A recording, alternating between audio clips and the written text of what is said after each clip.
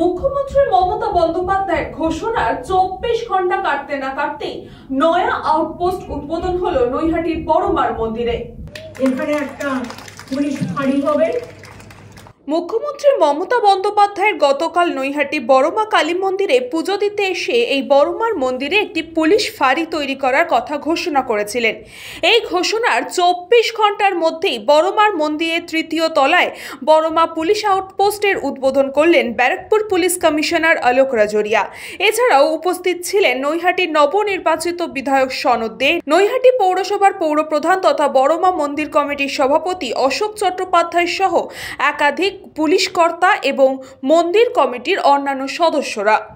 দেখুন, officer in charge আপনার সামনে আছেন পবিত্র, তো একজন আমাদের sub inspector rank officer incharge দেখবেন, ওনার আন্ডারে 3 জন এএসআই র্যাঙ্ক অফিসার আছে, তাছাড়া 8 জনকে কনস্টেবলকে এখানে নিযুক্ত করা হচ্ছে, আর তাছাড়া সিভিক ভলেন্টিয়ার্সও ওনার সাহায্যে থাকবেন।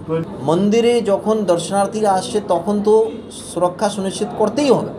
তাছাড়া আমাদের মায়ে যেটা প্রতিমা আছে তার সঙ্গে গয়না আর নানা রকম আইটেমস আছে, সেই সুরক্ষার দায়িত্বটা তো 24 ঘন্টার। আমাদের মার্কেট প্লেস আছে, এই এরিয়াটা যে স্যাক্রেডনেস আছে, পবিত্রতা যেটা আমরা বলি, সেটা বজায় রাখা যায়, কোনোভাবে নষ্ট না হয়, তার জন্য সেই দায়িত্বটা পুরোপুরি নির্বাহ করবে এটা আউটপোস্ট।